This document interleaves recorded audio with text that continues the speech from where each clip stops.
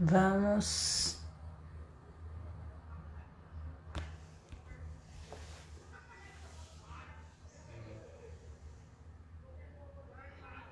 Voltamos, vamos ver. Gente, caiu do nada. Inexplicavelmente caiu. Agora vamos ver aí, compadre, né? Vamos ver uma ação da lei do mundo físico, do mundo espiritual ou dos dois mundos. Gente, a live caiu do nada. A live simplesmente caiu. Vamos ver. Olha aqui.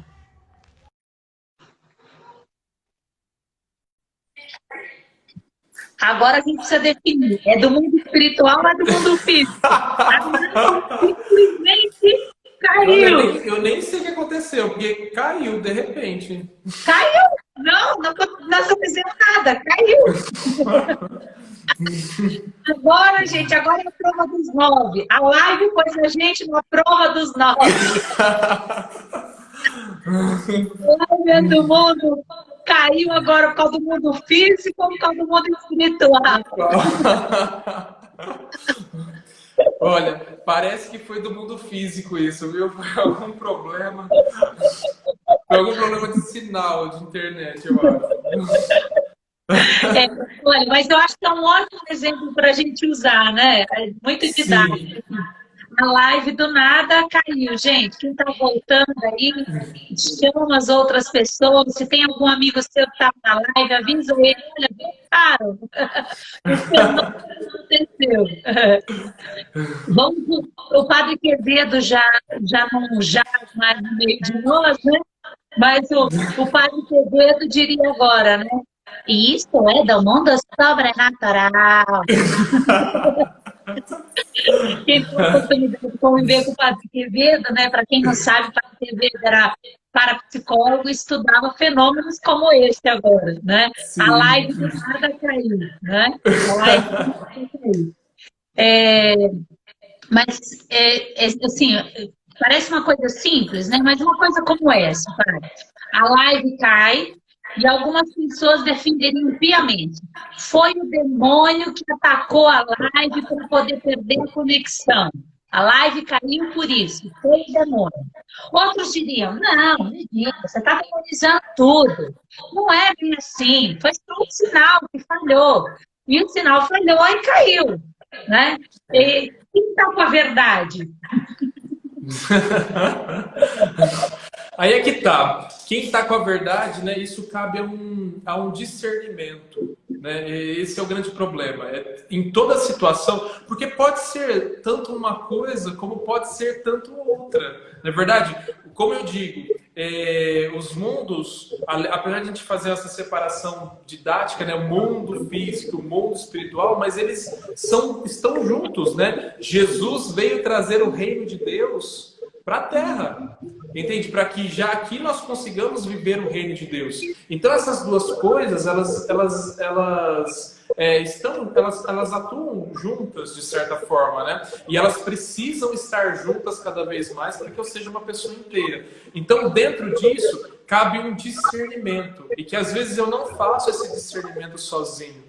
Eu preciso procurar entender, né? Eu preciso procurar tirar dentro de mim. Eu falo assim, olha, eu estou imaginando que seja isso, mas será que realmente é isso que está acontecendo? Eu preciso desconfiar. E sempre passa pela desconfiança de mim mesmo. Um bom discernimento, ele tem esse passo, né? Então eu desconfio daquilo que eu estou pensando, né? Eu coloco, depois da desconfiança, eu coloco isso diante de outra ideia, né? A minha ideia é essa, mas eu coloco diante de uma ideia contrária, né? Todo mundo que quiser fazer um bom discernimento na vida é usar esse método, né? Coloco diante de uma outra ideia contrária à minha, e aí eu tento fazer uma síntese diante disso, né? Por exemplo, eu já fui abençoar casas que tinham barulhos e que as pessoas atribuíram ao mundo espiritual, mas quando você vai ver, não é nada do mundo espiritual, é casa velha. A porta batia.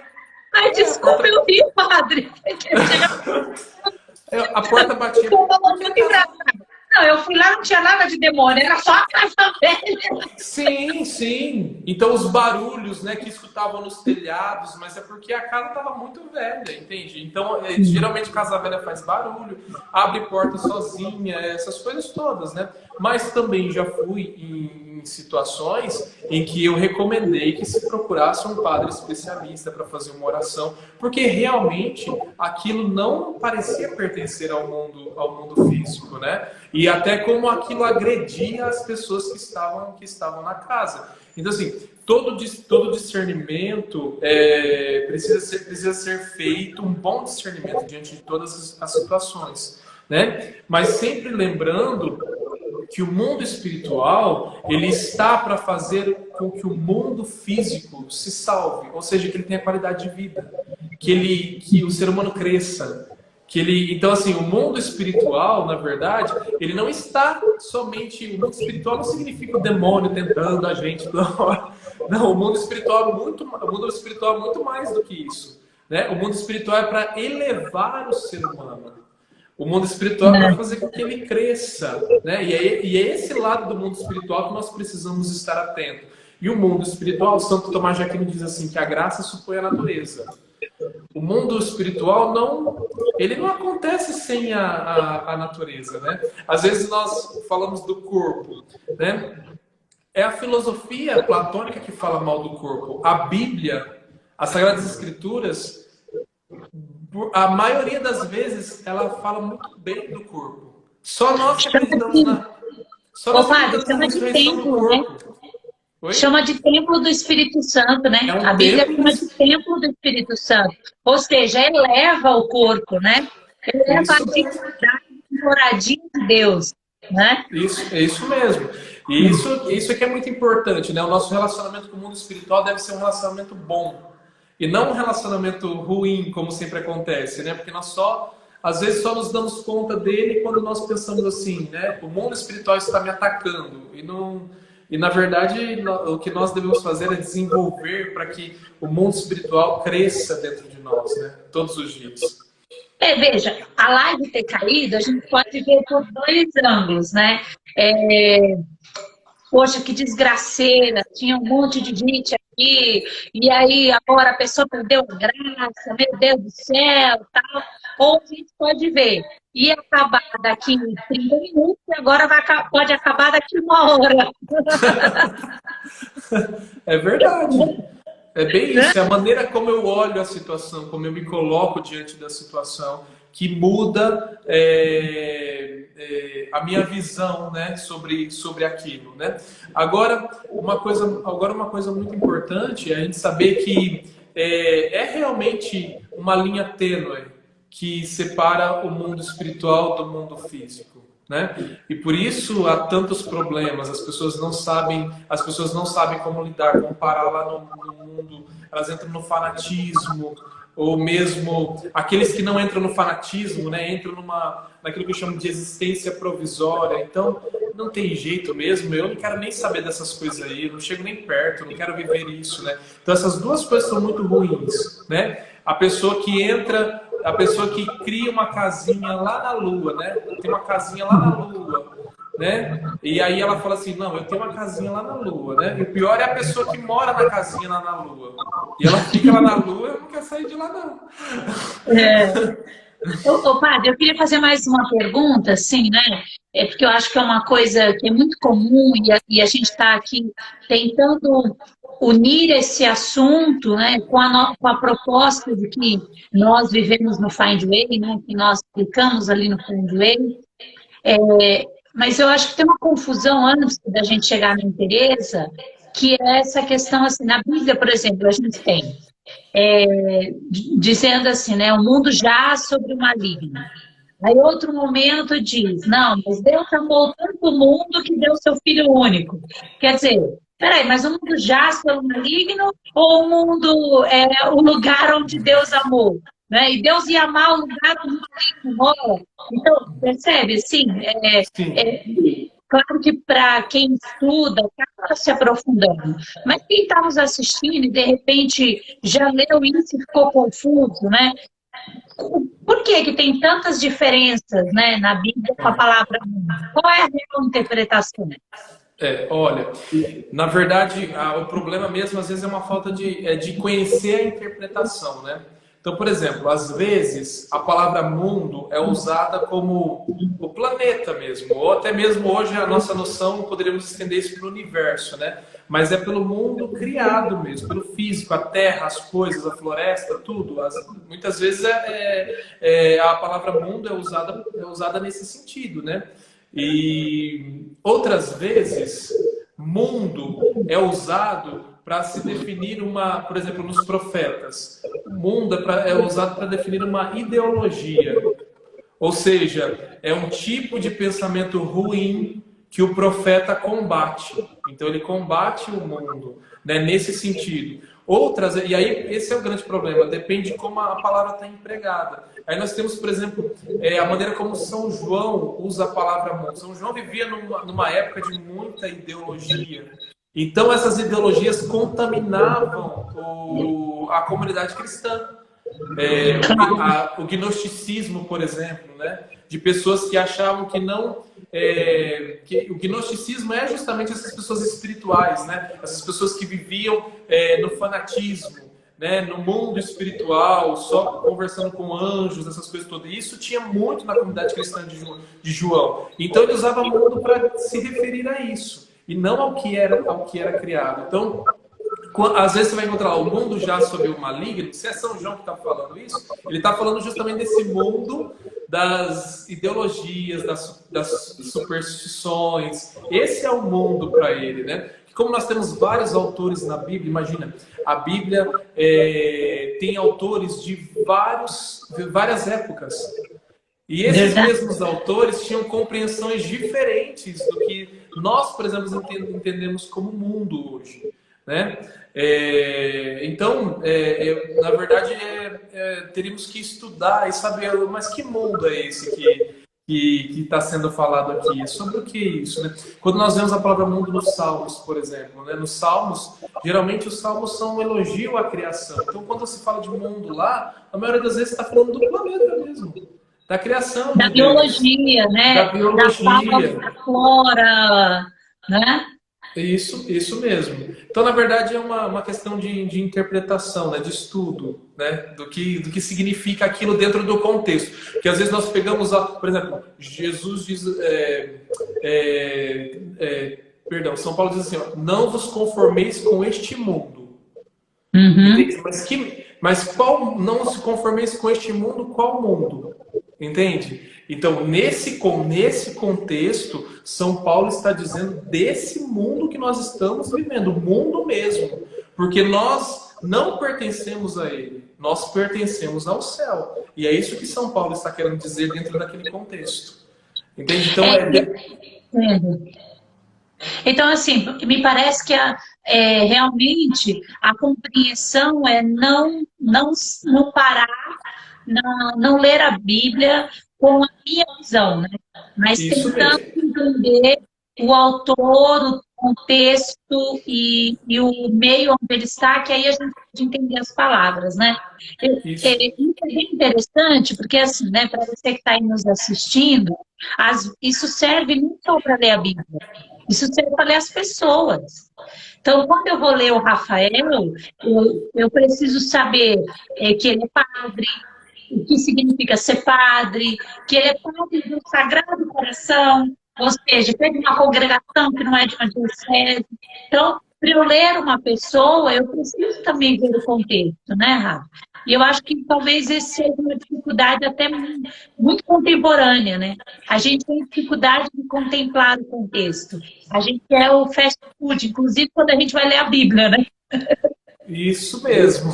A gente vai para essa coisa da gente vai para ler a Bíblia com a nossa visão, né? É claro que Deus nos fala através da palavra, eu preciso estar atento, né? Mas Deus, se tem uma coisa que Deus não é, ele não é incoerente, porque ele não seria Deus. Deus é coerente. E como ele é coerente, então eu preciso entender quem é o autor, por que ele escreveu daquele jeito, qual o contexto que está situado, né? Para eu entender a coerência de Deus. Sim. Aí, ó, a Natália Baron, ela é bióloga, né? E aí ela diz ali, olha, o mundo criado é, louva a Deus, né? Foi ótimo saber dessa distinção com a expressão de mundo, né? Então, quer dizer, Sim. ela ficou um salve aí para dizer que a gente contribuiu com isso, né? E no processo, você já falou um pouco, né, do processo de interesse, mas me parece assim que o grande desafio é a gente sair dessa ótica dividida e ir para uma ótica de interesse, né?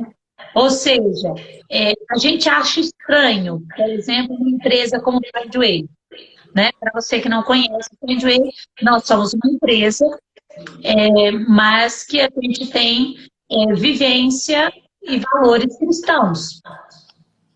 Então, o que quer dizer nós somos uma empresa? Nós temos CNPJ, tem que pagar nota, tem que pagar imposto, a gente paga imposto normalmente, tem funcionário, somos uma empresa. Agora, o que quer dizer somos um projeto cristão ao mesmo tempo? Isso quer dizer que a gente reza antes dos nossos atendimentos, que a gente reza antes do nosso trabalho, que a gente pega toda a ciência e serve a Deus. Mas hoje a gente já tem 8 anos. As pessoas começam a se acostumar com a nossa existência. Mas eu tive muita dificuldade. O pessoal dizia que eu era louca, que isso não existe. Como é que você vai vender? Porque um dos nossos valores, para você que não nos conhece, é a justiça. Então, o que é justo? Justo é cobrar de você o que você tem. Então, por exemplo, quando a gente vai precificar, a gente precifica sim. E aí as pessoas dizem, não, isso não vai dar certo. Aí eu digo, mas já está dando, faz 8 anos. Ninguém está passando fome, a gente está aqui para contar história, né? Mas o que a gente pode fazer para o Findway não ser tão estranho? Ou seja, o que a gente pode fazer para ser comum? Né? Para que a farmácia, de repente, fosse assim, para que o mercado fosse assim, né? Uma visão de inteiro. Como fazer isso? Nós temos muitas reservas e nós temos medo de perder o controle do mundo físico. A gente tem muito medo disso, a gente tem muita reserva quanto a isso, né? Então, no mundo espiritual, as coisas não são tão matematicamente postas, né? Ou tão assertivas como nós fazemos no mundo Elas não são normal. cartesianas, né? É isso que você está dizendo. Não são cartesianas, né? Não. Ou seja, eu vou tomar 2 mais 2 são 4, né? Isso. Elas são física quântica. Ou seja, entre 2 e o 3 tem infinitos números, né? Isso. No mundo espiritual as coisas acontecem de uma maneira diferente. O mundo espiritual é carregado de liberdade, criatividade, né? E aí a pessoa precisa se colocar diante desse mundo, né? Precisa entrar nele e confiar nele, né? Fazer esse processo para que também ela vai e faz parte do mundo espiritual que eu vou me desprendendo dessas reservas que eu tenho quanto ao mundo físico, né? E vou me ligando mais ao mundo espiritual. Só que o ser humano, às vezes, ele tem muito medo disso, né? Tem um conto indiano que diz assim, olha, 4 irmãos foram se encontraram e disseram assim, não, preciso fazer alguma coisa de bom para esse mundo. Então eles combinaram que eles iam procurar um conhecimento e depois eles iriam se encontrar ali depois de um ano naquele mesmo lugar. E aí depois de um ano eles estavam ali. O primeiro irmão disse assim, olha, eu consegui o conhecimento de fazer, a partir de um osso, fazer crescer carne nele. O outro disse assim, olha, se você tem um osso e faz a carne, eu consegui o conhecimento de fazer crescer pele em cima da carne. Aí o outro disse, o terceiro irmão disse assim, olha, se você tem carne e pele, eu consigo fazer crescer os membros. E o quarto irmão, disse, olha, então se vocês conseguem ter carne, pele e membros, eu consigo fazer com que cresçam os pelos. Eu consegui esse conhecimento. Os 4 se encontraram, então vamos fazer uma experiência. Foram na floresta, pegaram um osso, e aí eles fizeram. e aquele osso era um osso de leão. E quando o leão ficou pronto, comeu os 4. Então você vê assim, esse é um conto indiano para dizer assim, olha, e esse é um problema nosso no mundo contemporâneo, né? Nós acreditamos muito naquilo que é o que eu posso ver, o que eu posso tocar, o que eu posso fazer a experiência, né? Eu confio muito na minha despensa cheia de coisas, né? E muitas vezes isso mesmo se volta contra nós. É verdade. Se volta contra nós porque nós ficamos apegados àquele tipo de coisa. E nós não nos damos conta que nós podemos ir além disso, né? Ter uma relação de mais confiança, ter uma relação de mais liberdade, arriscar em coisas que eu nunca fiz e que eu sempre acho que para mim não vai dar certo aquelas coisas, né? Então eu acabo me tornando refém das minhas próprias seguranças, né? Então os 4 irmãos que tinham aquele conhecimento, então estavam refém daquele conhecimento. Acham que poderiam usar assim sem nenhum discernimento ou coisa nesse sentido, pronto, né? Não, eu preciso sair um pouco desse mundo físico, né? Eu preciso me lançar, né? Viver experiências, fazer a experiência às vezes da providência.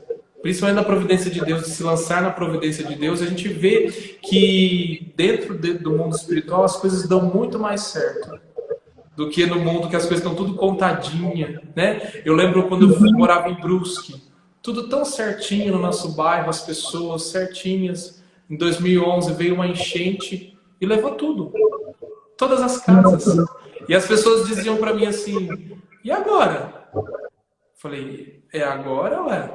É agora que a vida cobra de nós uma posição. E é muito bonito a posição de fé das pessoas, né? Depois de um tempo estava tudo reconstruído, tudo construído, e as pessoas olhavam e falavam assim: nossa, eu nem acredito, né, Frater, nem acredito que nós conseguimos fazer isso.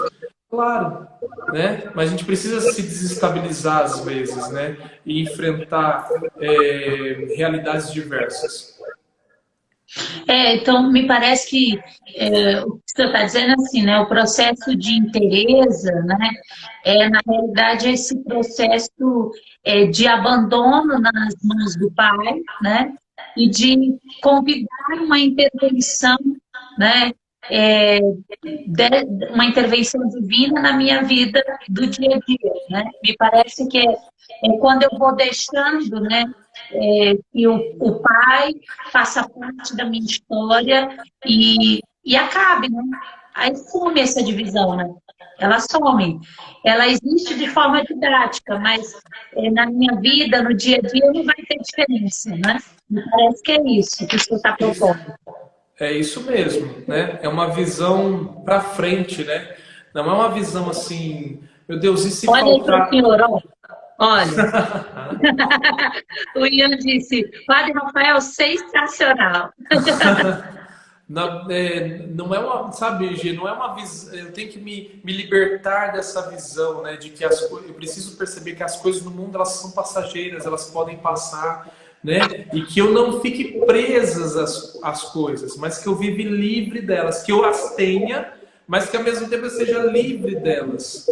Isso me faz ter um equilíbrio interior muito, muito grande, né? Porque aí eu tenho mais paz, tenho mais vida, né? Quando eu vivo assim, né? Não dependente das coisas do mundo, achando que sem elas eu não vou dar conta de viver. A vida dá um revertério, muda, tira aquilo de você e aí você fica sem chão, né?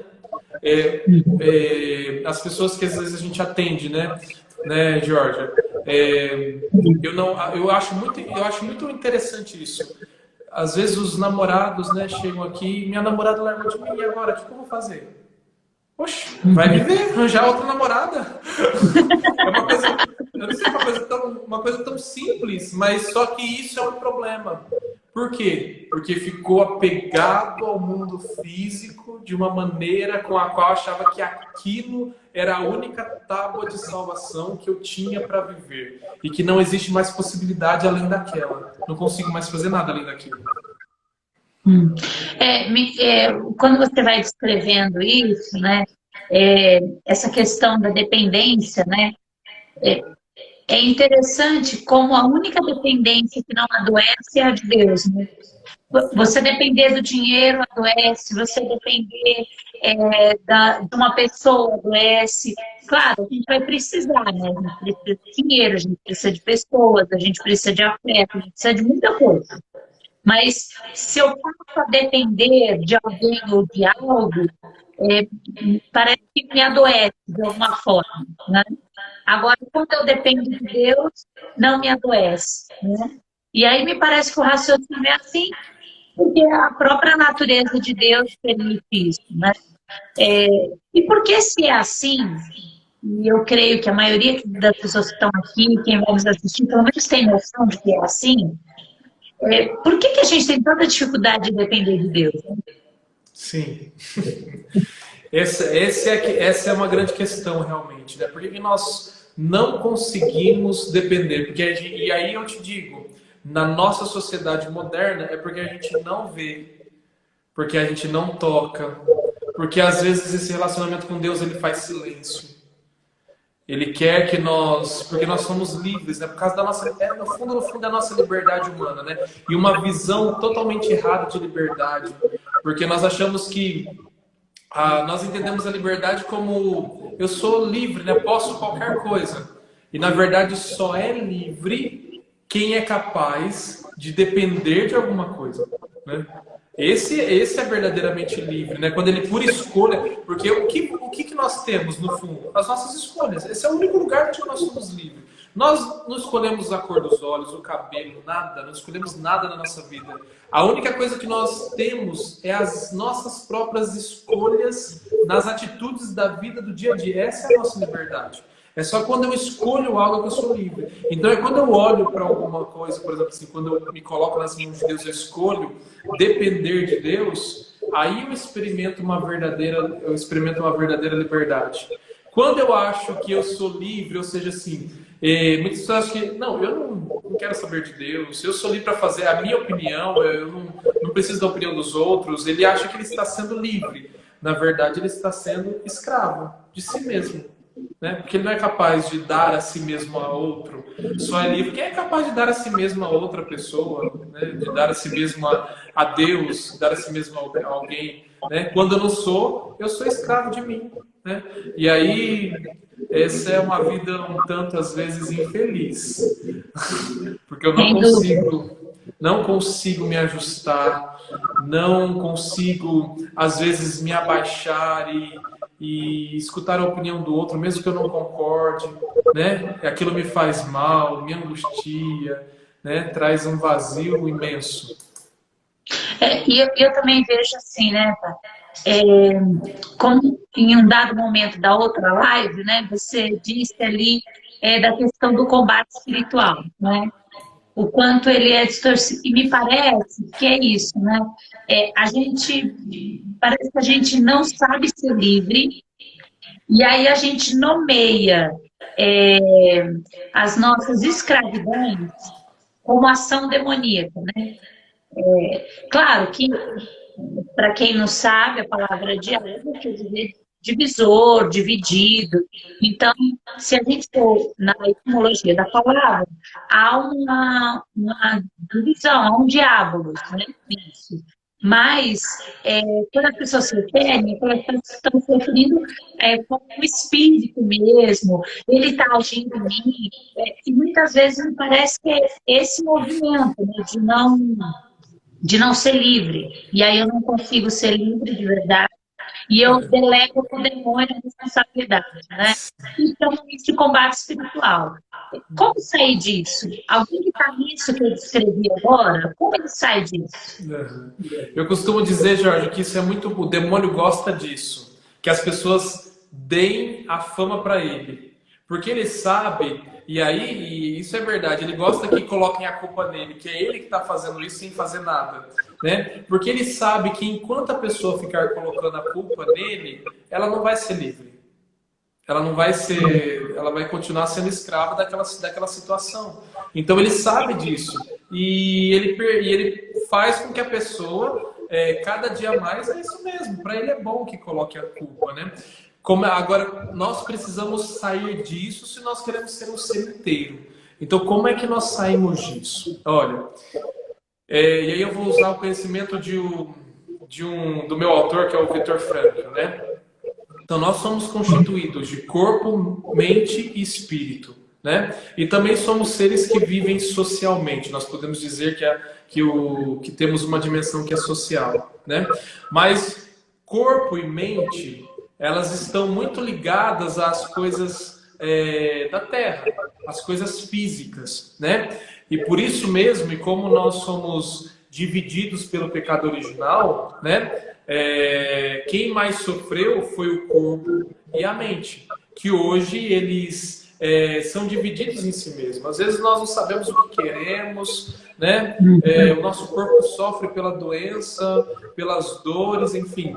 E nós ficamos angustiados com isso, né? E é sabermos que o espírito, o nosso espírito, a dimensão espiritual, que às vezes nós não damos nenhuma atenção, é que também precisa ser alimentado. E que o espírito é essa capacidade que nós temos de se opor à mente e ao corpo. Então, mesmo que eu esteja aí numa situação como essa, vamos pegar aí uma situação de escravidão. Então, a minha mente diz assim para mim assim, não, olha, vou pegar o exemplo do namorado, olha, sem o seu namorado você não vai viver. Entende? Aquele pensamento obsessivo de que a pessoa largou de você e agora o que você vai fazer da vida? Você não tem outro jeito, aí e tá sofrendo, até mesmo no corpo, porque tá apaixonado. Vou piorar um pouquinho o seu exemplo. Aí a pessoa diz assim, foi o demônio que fez ela ir embora. Foi o demônio. Só Acontece muito. Foi um trabalho de macumba, foi alguma coisa nesse sentido, alguém que fez. Ah, padre, foi aquilo que eu tenho certeza que foi aquilo que eu comi naquele dia, aquilo estava contaminado.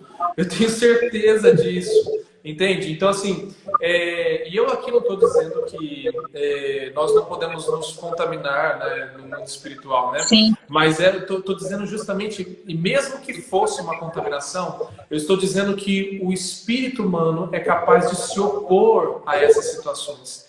Ninguém morre porque uma namorada o deixou, né? A não ser que a pessoa se jogue na morte, né? Se coloque na morte. Mas ela é capaz de dizer para ela mesma, né? Assim, aqui está uma atitude espiritual para sair da escravidão. É dizer assim, por mais que está doendo, o meu coração dói, por mais que a minha mente não consegue parar de pensar nela, eu vou fazer com que a minha mente se centre no que é importante. Eu vou lutar para que o meu coração deixe de doer. Eu vou construir, eu vou fazer alguma coisa por isso. E aqui é que entra o espiritual, a capacidade de dizer não aos próprios impulsos, sentimentos, a colocar eles no lugar, porque nós não somos. Às vezes nós pensamos que nós somos os nossos sentimentos, né? Que tudo que eu sinto, meu Deus, isso tem que ser feito. Não. O espírito pode dizer assim, tá bom, você está sentindo, mas você não vai fazer desse jeito. Você vai fazer diferente. E mesmo que doa, você vai ficar de pé. Você não vai cair por causa disso, né? Por exemplo, acontece muito hoje. Sabe que no mundo tem mais mulheres do que homens, né, Gê? Sei. Então tem muito mais tem mulheres solteiras à reveria, né? Tem muito mais dificuldade de arranjar relacionamentos. E às vezes as mulheres se colocam em cada situação, né? Porque elas colocam na cabeça que precisam de alguém, porque senão não vão ser felizes. Porque se elas não têm um relacionamento, elas não vão ser felizes. Entendi? Elas acham que precisam. E às vezes arranja cada relacionamento que aí só aí que ela vai descobrir o amor próprio. Só depois que já... É assim, né? Não é assim, Rafa. Olha, bate no fundo do poço, aí ela cheira o chão ali, aí ela fala, não, peraí, não tem que levantar. Mas aí ela levanta, né? O chão, né? E ainda bem que levando, mas aí ela levanta e fala assim, não, gente, eu tenho amor próprio, eu me amo, eu sou feliz comigo mesmo. Não é É. verdade? Eu consigo ser feliz comigo mesmo, mas depois de uma... E nós não precisamos disso, né? Para saber que nós somos felizes conosco mesmo, né? Mas é um trabalho, isso é também passa por um trabalho espiritual que eu faço comigo mesmo, né? De Então, encontrar... assim, diante de tudo que você está falando, você está dizendo, né? O combate espiritual, ele não acontece fora de mim, né? Ele acontece dentro de mim, né? E aí eu tô lembrando muito dos padres do deserto, né? E ali tem um jeito de rezar, uma metodologia que eles criaram, que chama exicasmo, né? Para quem quiser, depois pode pesquisar, estudar. Tem até um livro que chama Exicasmo, Caminho do Exicasmo. Muito bom, por sinal. Mas eles propõem que a pessoa que queira crescer espiritualmente, ela faça essa experiência aí que o senhor está propondo, né? Que é o combate interno. Mas quando a pessoa saber que ela não consegue fazer sozinha, né? Porque, claro, a vontade é dela, o desejo é dela, mas se ela está com algum adoecimento, o que pode levar ela a dizer assim, não, ó, agora não dá para eu fazer sozinho, agora precisa ser com alguém, agora eu preciso de ajuda. Quando? Eu acho que você pergunta quando, Gê, e eu acho que sempre. Eu acho que nenhum combate é bom fazer sozinho. Ok. Nenhuma guerra. Ninguém ganha guerra sozinho. Ninguém ganha guerra sozinho. Né? Todo combate ele precisa ser assessorado por alguém. E pode ser um amigo, mas pode ser alguém que me dê suporte, que me dê força. O olhar do outro. Mesmo que eu esteja indo no caminho certo, sabe, Gê? Eu estou fazendo os meus combates, eu estou dando conta, eu estou indo no caminho certo. Mas o olhar do outro pode me ajudar, talvez, a fazer a coisa de uma maneira menos sofrida. Porque quando nós estamos envolvidos dentro da situação, nós não nos damos conta. A gente está fazendo as coisas tudo muito agitado, correndo atrás do prejuízo, tentando resolver a vida internamente. E aí nós não temos muito tempo de ficar parando e olhando, principalmente se acontece alguma situação como essa, que, por exemplo, assim, alguém que por exemplo, uma situação que eu atendo que, de repente, depois de 40 anos de casada, a pessoa olha e fala assim, tô indo embora, tá? Fica aí. Então a pessoa não está preparada para isso, né? Então, e aí às vezes, e principalmente nesse momento, ela precisa de uma ajuda, precisa do olhar do outro, porque o olhar do outro, né, já dizia tantos filósofos, né, sobre isso, né? O olhar do outro me revela quem eu sou, né? Quem eu sou, a maneira como eu estou fazendo. Então sempre, quando eu preciso fazer um combate acompanhado, sempre é bom fazer um combate acompanhado, né? Pelos padres, psicólogos, enfim, todo mundo que pode, um amigo, o pai e a mãe, né? Pai e mãe nos ajudam muito a fazer esses tipos de combates espirituais, porque eles já fizeram muito na vida deles. E às vezes nós não aproveitamos, né, a experiência, né, de pais e mães, né? É claro que tem todo um discernimento, né, Gê? Quem é que Tem pode me pai ajudar? que só Jesus na causa também, né, pai? Sim, eu preciso olhar e saber, né, que não, essa pessoa tem condições de me ajudar, né? Que às vezes a pessoa olha uma placa lá de qualquer pessoa, uma placa de psicólogo, e só porque tem a placa ali não significa que essa pessoa vai te ajudar. Muito pelo contrário, ela pode te atrapalhar. Então, é importante conhecer, né? Saber, não, olha, essa pessoa é capaz de me ajudar mesmo, né? Sim. Tem várias, aqui dentro das nossas caixinhas, tem várias pessoas falando, agradecendo, né, confirmando aquilo que a gente está falando aqui, né? A Karina do Findway lembrou, né, esse é o nosso lema, ser uma companhia, né, na vida do outro, né? Então, eu entendo assim, me parece que realmente, como a gente tem dito, né, essa semana toda nas lives, a gente brinca assim, né? A gente caminha com você na trilha da Teresa, leva até a esquina, vira a trilha, ali é a trilha da santidade. Aí outros vão acompanhar você, né? Mas me parece que quando Jesus envia de dois em dois, ele está dizendo disso, né?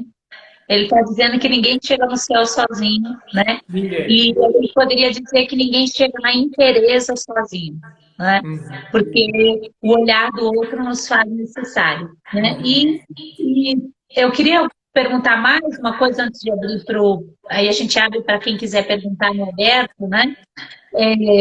Como é que a gente pode, assim, algum critério, pelo menos, não precisa ser muitos, mas para ajudar quem está nos assistindo, né?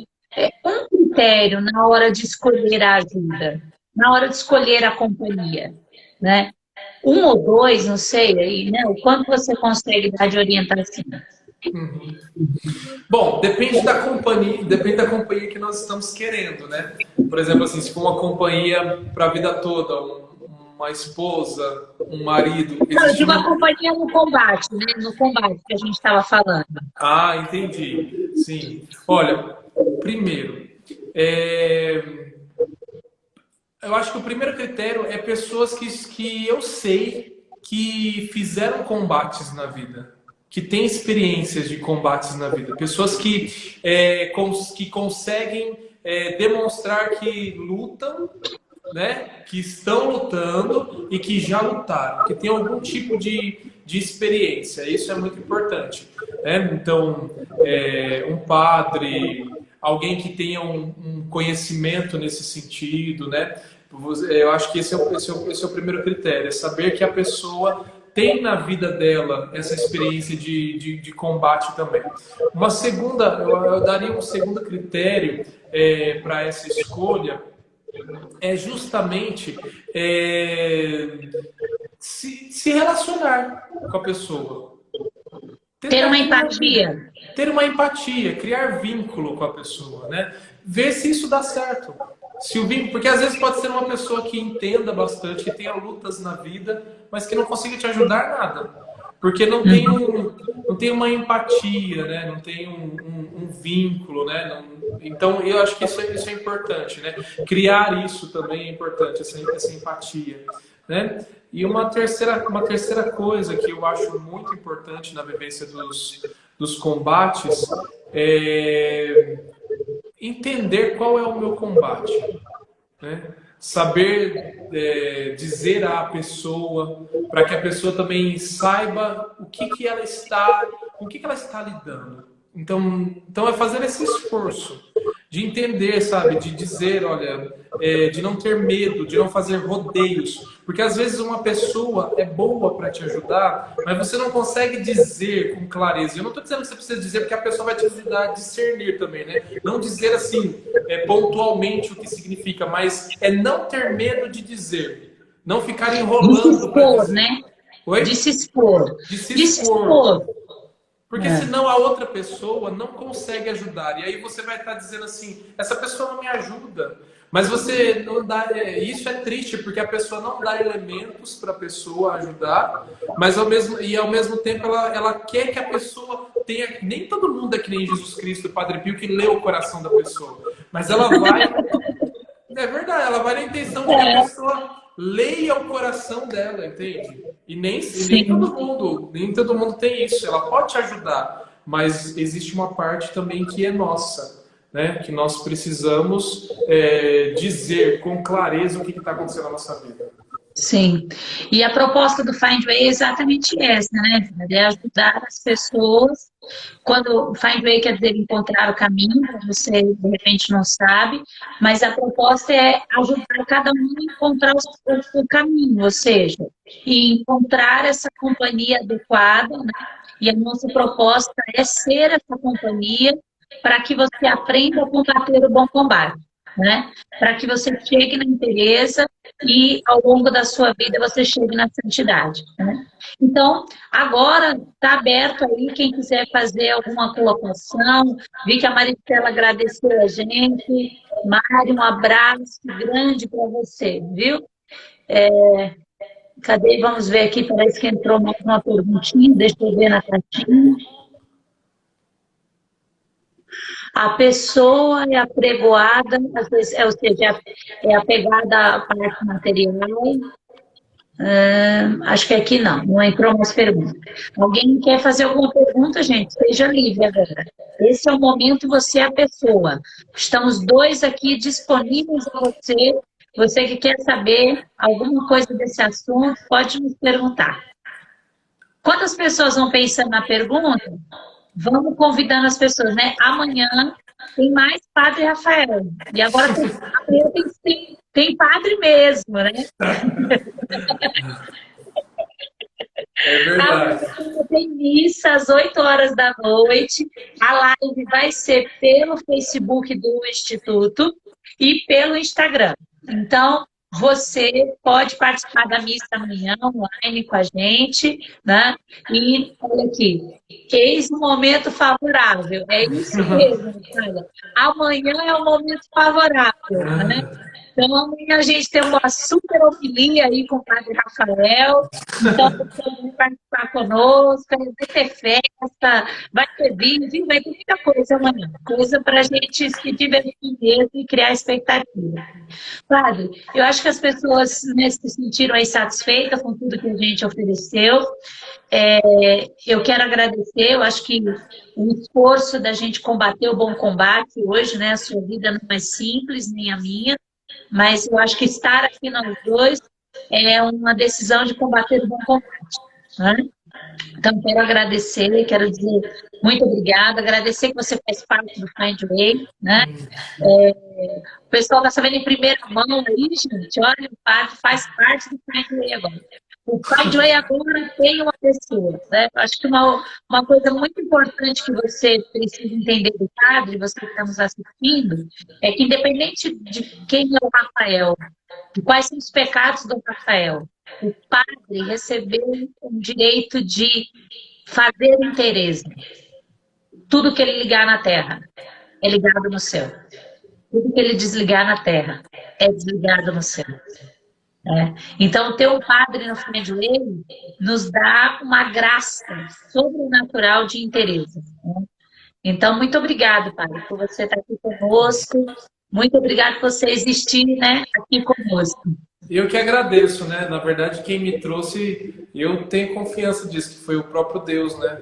Pelo que ele foi me mostrando, no que ele queria, no que ele quer de mim, né? No que ele me pede a cada dia, né? O trabalho de vocês, eu já sempre fui Fadway, mesmo não estando no instituto, né? É muito interessante isso, né? E por isso me sinto muito em casa, muito em casa. Eu que agradeço muito por viver essa experiência junto com vocês, de ser uma pessoa, de fazer uma escolha de ser inteiro.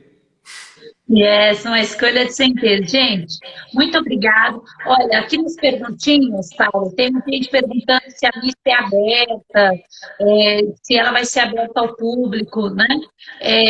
Olha, nós vamos estar a equipe lá do Find Way e como vocês sabem, devido à pandemia, tem um limite, né, de pessoas para estar. Então, se você quiser participar, mora aí perto, né, do Instituto dos Meninos de São Judas Tadeu, e você quer participar presencialmente da nossa missa, sugiro você que mande amanhã um e-mail para avisar, para poder a gente controlar, porque por causa da pandemia a gente tem aí uma dificuldade, né? A gente tem um limite, e não é nosso, né? Da lei do mundo físico, então a gente precisa obedecer. Olha, alguém falando aí, ó. Tão pouco tempo padre, mas, olha, padre, falaram para você aí, ó. Tão pouco tempo padre, mas tanta sabedoria imensa. Deus te ilumine e te proteja. Olha, obrigada. Amém. Olha aí. Amém. Que Deus abençoe essa parceria. Amém. Amém. Gente, ó, o papo tá ótimo, mas nós temos que encerrar, né? Padre, posso pedir ao senhor nos dê a bênção, né? Com certeza. O Senhor esteja convosco. Ele está no meio de nós. Que Deus Todo-Poderoso vos abençoe e vos guarde, encha os vossos corações de paz e que pela força do Espírito Santo sejam sempre iluminados. Que Deus Todo-Poderoso se compadeça de ti e volte o olhar para vós. Ele que é Pai, Filho e Espírito Santo. Amém. Amém. Amém. Gente, obrigado. Você que esteve aqui conosco na parte 1 e na parte 2 dessa live. Deus Tchau. abençoe. Com Deus. Até amanhã, se Deus quiser. Tchau.